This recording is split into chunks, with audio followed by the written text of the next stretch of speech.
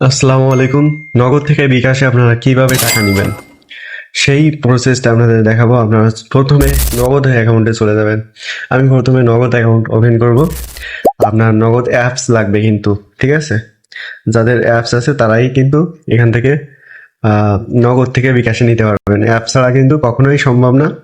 তো এইখানে অ্যাপসের ভিতরে আসার পরে আপনারা কোথায় যাবেন? অ্যাপসের ভিতরে আসার পরে দেখুন এখানে ট্রান্সফার মানি নামে একটি অপশন আছে, ট্রান্সফার মানি। এখানে জাস্ট ক্লিক করে দিবেন। তো এখানে ক্লিক করার পরে দেখুন এখানে একটা অপশন আছে যে এনপিএসবি। এনপিএসবি এই অপশনের নিচে দেখুন এখানে ব্যাংক অ্যাকাউন্ট আছে এবং মোবাইল ওয়ালেট, দুইটা অপশন আছে। তো আমরা যেহেতু বিকাশে ট্রান্সফার করব, এই জন্য আমাদের মোবাইল ওয়ালেট প্রয়োজন। যেহেতু বিকাশে হলো একটি মোবাইল ওয়ালেট, তো মোবাইল ওয়ালেটে ক্লিক করলাম। তো এখানে ক্লিক করার পরে আপনারা এখানে আপনাদের যে বিকাশ অ্যাকাউন্টে নিতে চান সেই অ্যাকাউন্ট নাম্বারটি এখানে বসিয়ে দিবেন। তো আমি আমার বিকাশ অ্যাকাউন্ট এখানে বসিয়ে দিচ্ছি।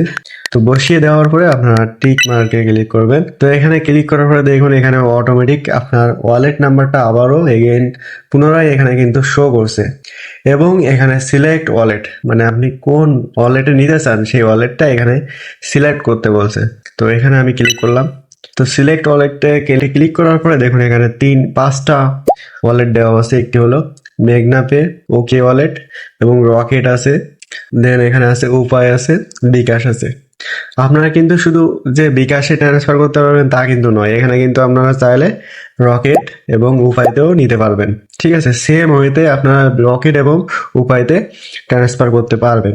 তো আমরা যেহেতু বিকাশে ট্রান্সফার করব, এজন্য বিকাশ অ্যাকাউন্ট এখানে সিলেক্ট করব। তো বিকাশ সিলেক্ট করার পরে আপনি এখানে জাস্ট অ্যামাউন্ট বসাবেন।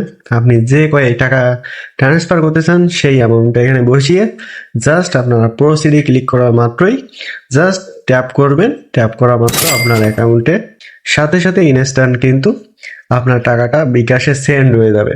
তো একদম ইজি প্রসেস, আপনারা এটা খুবই সহজে পারবেন আশা করি। তো ভিডিওটি যদি ভালো লেগে থাকে তো অবশ্যই আপনারা আমার ভিডিওতে লাইক এবং কমেন্ট করে দিবেন এবং অবশ্যই আপনারা সাবস্ক্রাইব করতে মিস করবেন না। আশা করি আপনারা বুঝতে পারছেন। তা সবাই ভালো থাকুন, আল্লাহ হাফেজ।